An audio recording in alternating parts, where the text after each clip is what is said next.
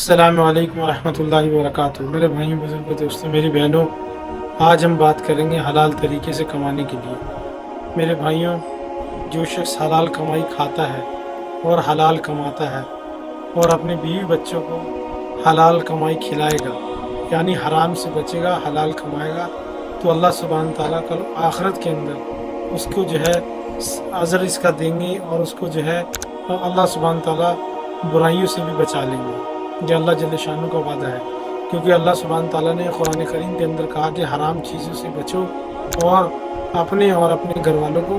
حلال دو، حلال چیزیں کما کر کے، حلال طریقے سے کما کر کے ان کو کھلاؤ۔ ہم سوسائٹی کے اندر میرے بھائیوں دوستوں، ہم معاشرات کے اندر دیکھتے ہیں کہ بہت سارے لوگ ہمارے بھائی ایسے ہیں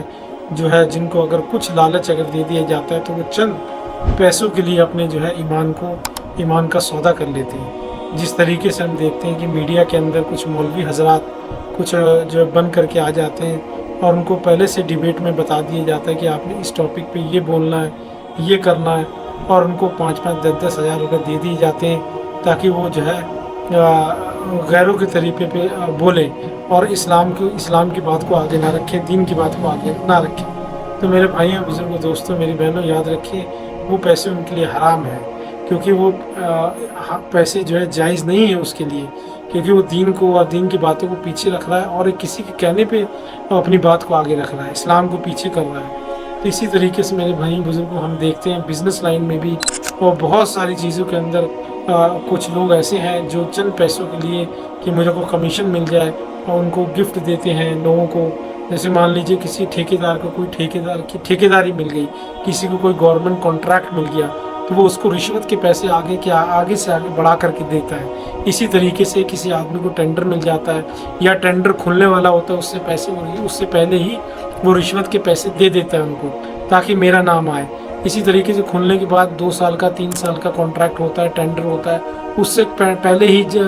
جب ٹینڈر ختم ہوتا ہے، کانٹریکٹ ختم ہوتا ہے، اس سے پہلے ہی وہ جو ہے امپلائیز کو جو ہے ہائر اتھارٹی کو، جو لوگ عہدے پہ بیٹھے ہوئے ہیں ٹینڈر کھولتے ہیں، ان کے گھر کچھ پہنچا دیتا ہے، رشوت کے پیسے کچھ گفٹ۔ تو یہ شرعی حرام ہے، اس سے بچنا چاہیے۔ کوشش کریں جو ہے کیا کہتے ہیں یہ چیزیں ہم نہ کریں جس سے جو ہمارا گھر برباد ہو۔ ایک چیز میرے بھائیوں بزرگوں دوستوں دھیان رکھیں، اگر ہم حلال کھائیں گے، اپنے بیوی بچوں کو حلال